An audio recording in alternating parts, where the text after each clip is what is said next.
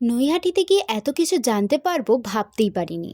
100 বছরেরও বেশি পুরনো এই পুজো। নিশ্চয়ই বুঝতে পারছো কার কথা বলছি। কালী পুজো তো চলেই এলো, আর সবার আগে যার কথা মাথায় আসে তিনি হলেন বড়মা। নৈহাটির বড়মার কথা তো আমরা অনেকেই শুনেছি, কিন্তু তার পিছনে লুকিয়ে থাকা ইতিহাসের কথা কি আমরা জানি? তাই আজকে চলে গেছিলাম সেই ইতিহাসের খোঁজে আর বড়মার পূজা প্রস্তুতি দেখতে। শুনেছি নাকি মা খুব জাগ্রত। সবাই বলে মা নাকি জ্যান্ত, সবার মনের কথা শুনতে পায়। মায়ের কাছে আসলে মন নাকি শান্ত হয়ে যায়। নৈহাটি বড় কালী পূজা সমিতি নামটা দেখে আমার মতন কি তোমাদেরও মনে হচ্ছে বড় কালী কেন লেখা? আসলে স্বর্গীয় ভবেশ চক্রবর্তী মহাশয় প্রথম এই পুজোর প্রচলন করেন। 21 ফুট লম্বা মা কালীর পুজো করার জন্য তাই নাম রাখা হয় বড় কালী। এরপর ভক্তরা মাকে ভালোবেসে বড়মা বলে ডাকা শুরু করেন।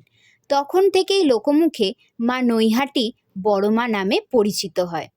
এই যে এখনো পুজো প্রস্তুতি চলছে, মায়ের চক্ষুদানও বাকি আছে। এখানে পুজোর আগের দিন থেকেই মা নিজের রূপে সেজে ওঠে। পুজোর দিন থেকে অনেক লোকের সমাগম হয় বড় মাকে দেখার জন্য। অনেক দূর দূর থেকেও লোক আসে মাকে দেখতে। পুজোর দিন সকাল থেকেই মায়ের মন্দিরে দণ্ডি কাটা শুরু হয়ে যায়, আর আগের দিন থেকে সকল ভক্তরা উপোস করে আসে মায়ের কাছে তাদের মনস্কামনা পূরণ করতে। সব থেকে ভালো ব্যাপার কি জানো? অনেকেই আমরা যারা ভিড়ের জন্য বা বিভিন্ন কারণের জন্য কালী পুজোতে মাকে ঠিক করে দর্শন করতে আসতে পারি না, তারা সহজেই মাকে দর্শন করতে পারবে। কারণ এখানেই মায়ের একটা মন্দির প্রতিষ্ঠা করা হয়েছে, যেখানে 12 মাস মায়ের নিত্য সেবা করা হয়।